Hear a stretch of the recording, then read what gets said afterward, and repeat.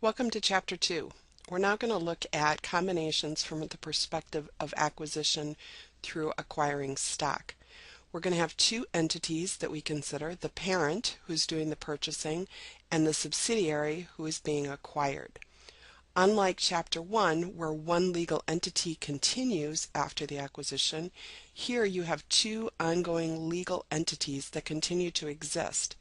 So legally, they're separate entities, but economically, they're a single economic reporting unit, which is an example of our accounting concept of substance over form. So the economic substance of one legal entity is how we get to the consolidation. Since we have two entities, they each continue to record in their general ledgers and have separate record keeping, and we have to have a means then to bring them together, and that is the purpose of the consolidated worksheet.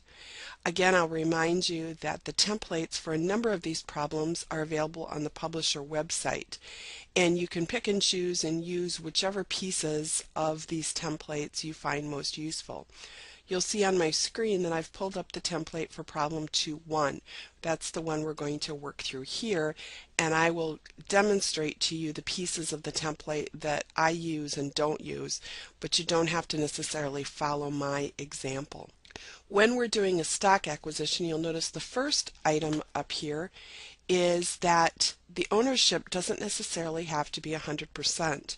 As long as there is control, that's the important issue here, is not the amount but the control aspect. So in this example we are acquiring 100% in problem 1, so we'll start off with that as our starting point.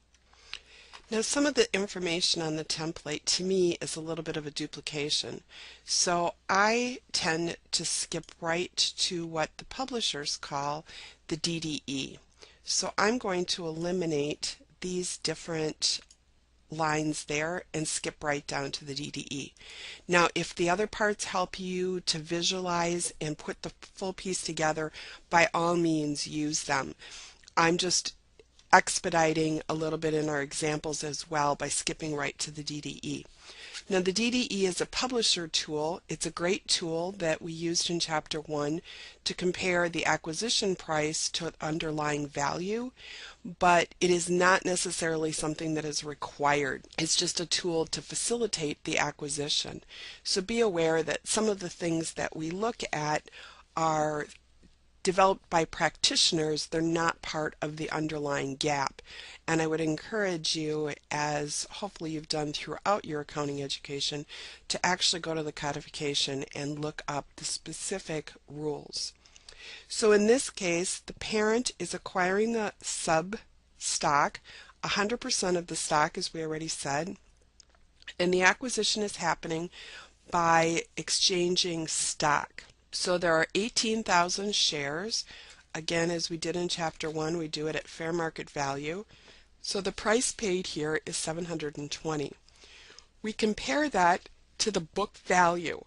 So as the PowerPoint slide, the checkpoint PowerPoint slide specifically demonstrated, you can acquire either side of the accounting equation, the net asset side like we did in Chapter 1, or the equity side that we're doing in Chapters 2 through 6. So here you'll notice we're going to take the underlying book value based on equity.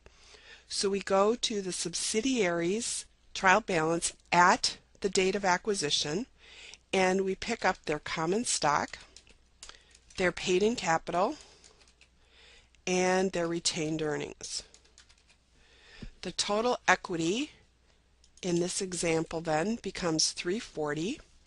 The interest acquired again is that 100%, and total book value then is a function of the underlying equity times the percentage acquired, in this case the same thing. We then compare, just like we did in Chapter 1, what we paid versus what we acquired, and you see here that we have an excess amount. This line becomes real important because it's going to be what we use in one of our worksheet entries throughout the remaining consolidation problems. So I encourage you to make sure that you see that visually. Now, what does that 380 get assigned to? Well, if you read in the text, you'll see that there are several items where their fair value differs from the book value, just like we had in Chapter 1. In that case, we actually just recorded the fair value.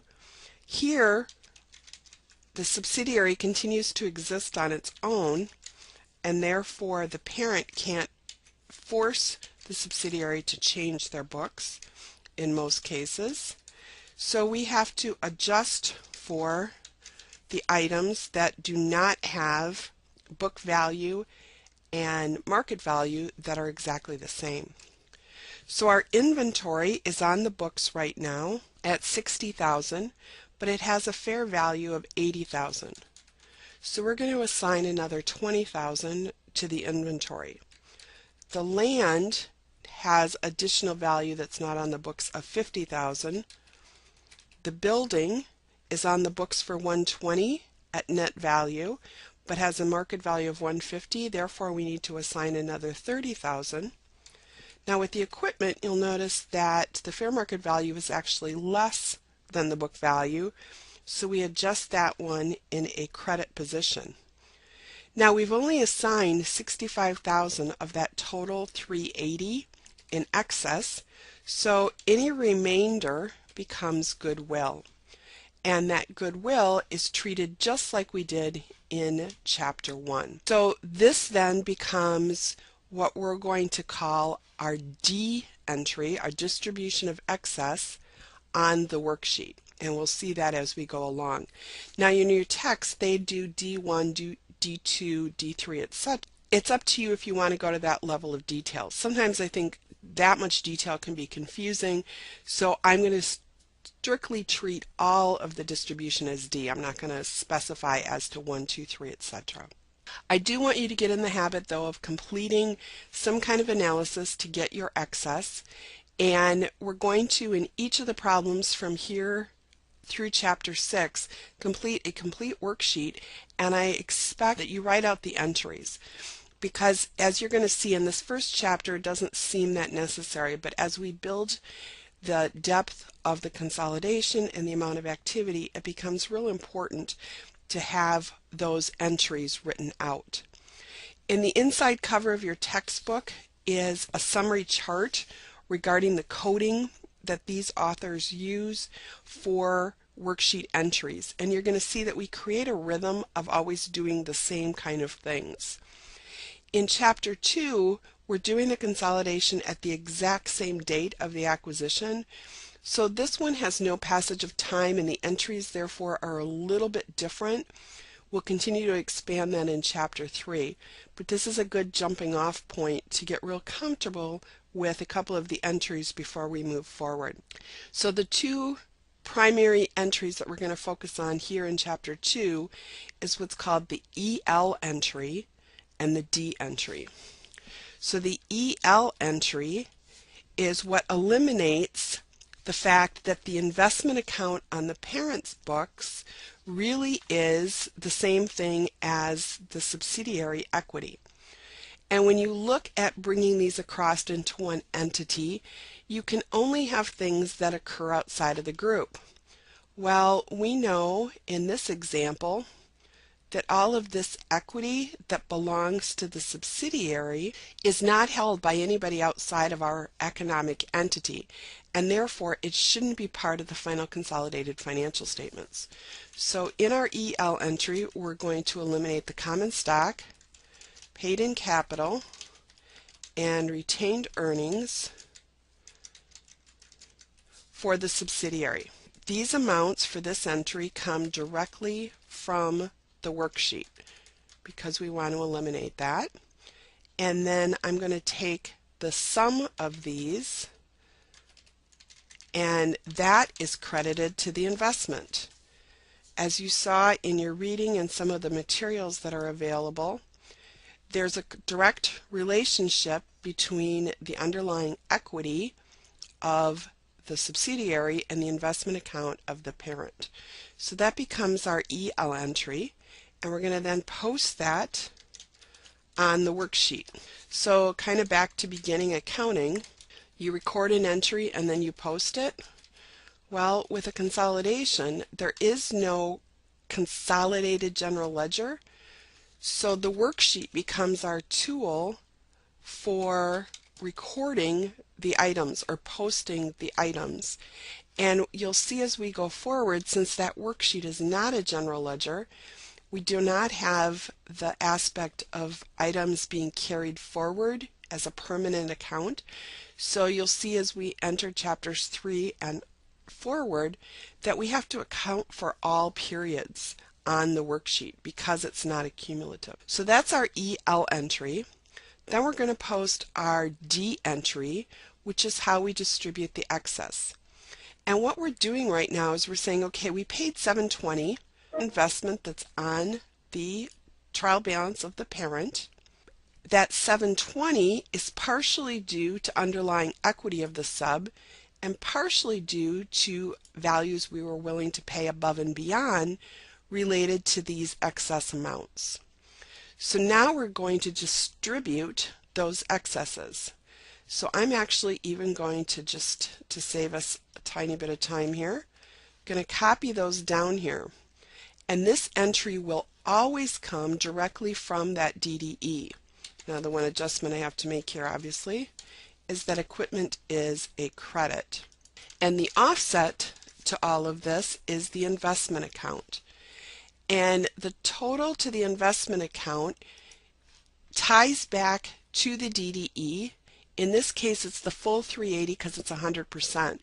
You'll see in our next example we will break it out a little bit when it's less than 100% using these additional columns. But for now our investment credit is 380. So I'll go ahead and post that into the worksheet as well. And you'll notice that when I'm putting credits into the worksheet, I'm putting them in as negative amounts based on debit kind of credit rules. The reason I'm doing that, and it's up to you whether you do it or not, is that when I sum across, it makes the math easier and I can do a really quick Excel function to sum across. So it just saves a little bit of time. Alright, so that's all of my entries posted in there.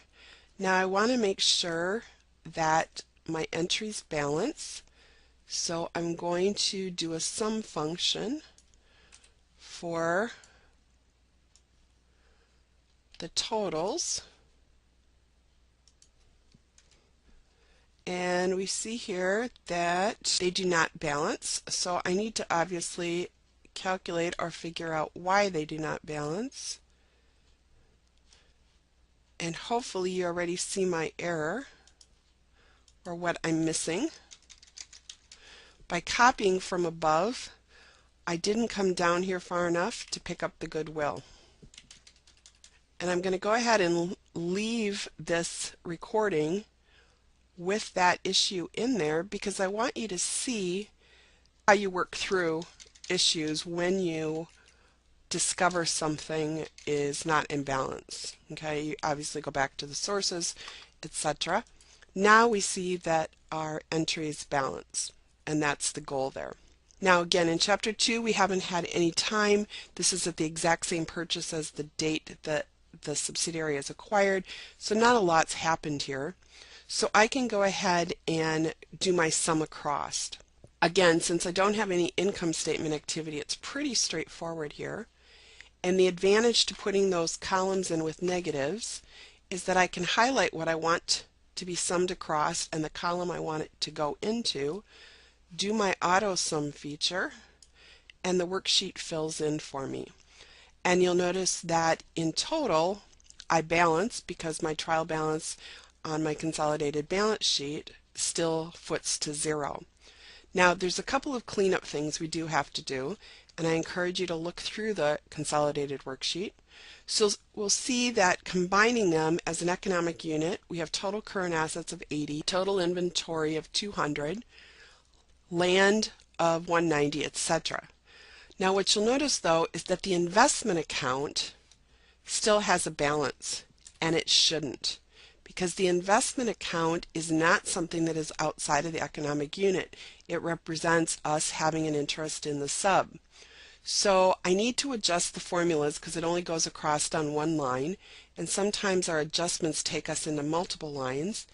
So I'm simply moving my 380 adjustment to the line that it belonged to. So now my investment account comes out to 0. There's my liabilities. You notice I have no balance for subsidiary equity because I shouldn't. There's nothing being held by an outside party. And then I have the equity of the parent, and it foots down to 0. And that completes our first example using problem 1. And we'll complete another example based on similar information here, but less than 100% ownership, looking at problem 2.